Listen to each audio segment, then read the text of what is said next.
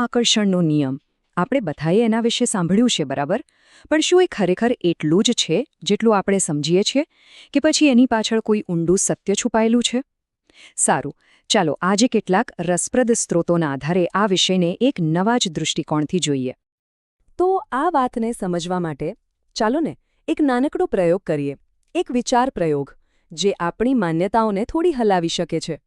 પ્રશ્ન એ છે કે શું એક વિચાર, ખાલી એક વિચાર તરત જ આખા બ્રહ્માંડને પાર કરી શકે છે? મતલબ અહીં વિચાર્યું અને ત્યાં પહોંચી ગયું, એવું બની શકે? આ સવાલ જ આપણા વિચારોની શક્તિ વિશે આપણને ફરીથી વિચારવા પર મજબૂર કરી દે છે, ખરું ને? અને આ જ આપણો પહેલો મુદ્દો છે કે આપણા વિચારો એ ખાલી મગજમાં નથી રહેતા, એ તો એક જાતનું પ્રસારણ છે, એક ટ્રાન્સમિશન. વિચારો કે કોઈ દરિયા કિનારે છે. એ વિચાર આવ્યો ને તો એ ખાલી મનમાં નથી, એ તરત જ લાઇટની સ્પીડથી એક એનર્જી વેવ બનીને આખા બ્રહ્માંડમાં ફેલાઈ જાય છે. બિલકુલ જેમ ફોનનો સિગ્નલ પહોંચે ને, બસ એ જ રીતે.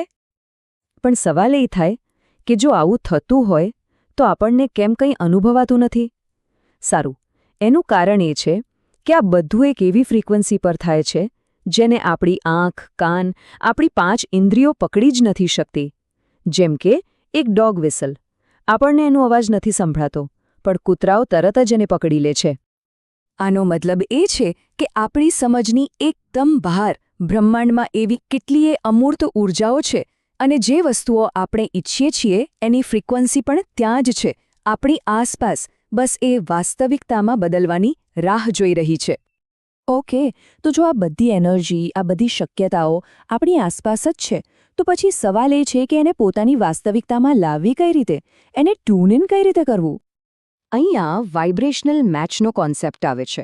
એનો સીધો સાધો મતલબ એ છે કે આપણા વિચારો એક સિગ્નલ, એક બીકન મોકલે છે અને આ સિગ્નલ એની જ ફ્રીક્વન્સીવાળી કોઈપણ વસ્તુ સાથે ચુંબકની જેમ જોડાઈ જાય છે.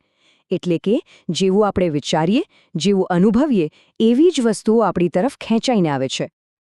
આ વાતને સમજવા માટે એક મસ્ત ઉદાહરણ છે. વિચારો કે આપણે બધા એક રેડિયો જેવા છીએ. આપણે એક સમયે એક જ સ્ટેશન વગાડી શકીએ, બરાબર ને? પણ દુનિયાના બધા જ સ્ટેશન પકડવાની ક્ષમતા આપણી પાસે હોય છે. તો આ ટ્યુન ઇન કરવું કઈ રીતે? એના માટે 3 સિમ્પલ સ્ટેપ્સ છે. પહેલું, નક્કી કરો. એટલે કે કયું સ્ટેશન સાંભળવું છે, શું જોઈએ છે એ નક્કી કરો. બીજું, ડાયલ ફેરવો. મતલબ કે પોતાની ફ્રીક્વન્સી બદલો. અને ત્રીજું, બસ પ્રાપ્ત કરો. કારણ કે સાચું સ્ટેશન લાગી જાય પછી સંગીત તો આપોઆપ જ વાગે છે ને? અને આ જ ટ્યુનિંગની વાત આપણને એક બહુ જ મહત્વના સત્ય પર લઈ જાય છે. અને એ છે હવેની શક્તિ, the power of now. 1 minute માટે સમય વિશે વિચારીએ. શું સમય હંમેશા એક સરખો જ પસાર થાય છે? મતલબ શું 20 મિનિટ હંમેશા 20 મિનિટ જેવી જ લાગે છે? જરા વિચારો, જ્યારે મસાજ કરાવી રહ્યા હોઈએ ત્યારે 20 મિનિટ ક્યાં જતી રહે છે ખબર જ નથી પડતી, નહીં? અને એ જ 20 મિનિટ જ્યારે ડેન્ટિસ્ટની ખુરશી પર બેઠા હોઈએ ત્યારે તો જાણે કલાકો જેવા લાગે છે. આનો મતલબ શું થયો? મતલબ સાફ છે, સમય બહાર નથી, સમય આપણા મનની અંદર છે. અને એટલે જ કહેવાય છે કે આપણી અસલી શક્તિ, કંઈ પણ બદલવાની તાકાત, એ ભૂતકાળમાં કે ભવિષ્યમાં નથી. એ હંમેશા અને ફક્ત હવેમાં છે, આ વર્તમાન ક્ષણમાં. અને જેવી આપણે આ હવેની શક્તિને પકડીએ છીએ, એક બીજું એનાથી પણ મોટું સત્ય આપણી સામે આવે છે. એ સત્ય એ છે કે બધું પહેલેથી જ અસ્તિત્વમાં છે.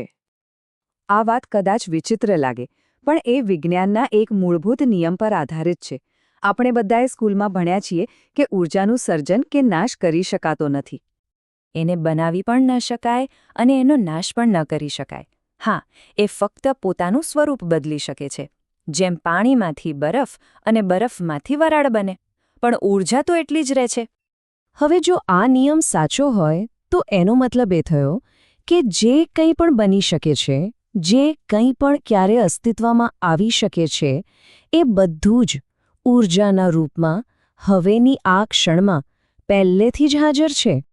એટલે કે જે કંઈ પણ ઈચ્છા છે, નવી ગાડી, સારો સંબંધ, સફળતા, એ બધું પણ પહેલેથી જ અસ્તિત્વમાં છે. હા, ભૌતિક રૂપમાં નહીં, પણ એક સંભાવના તરીકે, એક ઊર્જા તરીકે એ અત્યારે જ અહીં હાજર છે. આ બધી વાતો આપણને એક છેલ્લા અને કદાચ સૌથી અગત્યના સવાલ પર લાવીને મૂકી દે છે. વિચારો, જો બધું પહેલેથી જ અહીં છે, જો આપણે શાબ્દિક રીતે વિપુલતામાં, સમૃદ્ધિમાં તરી રહ્યા છીએ, તો પછી જીવનમાં આટલો સંઘર્ષ કેમ છે, આટલો અભાવ કેમ છે? કારણ કે બ્રહ્માંડ તો સતત આપવા માટે જ તૈયાર છે. સૂરજને ઉગવા માટે મહેનત નથી કરવી પડતી, ધરતીને ફરવા માટે પ્રયત્ન નથી કરવો પડતો. એ બધું સહજ છે. એ જ રીતે સમૃદ્ધિ પણ એક સહજ પ્રવાહ છે.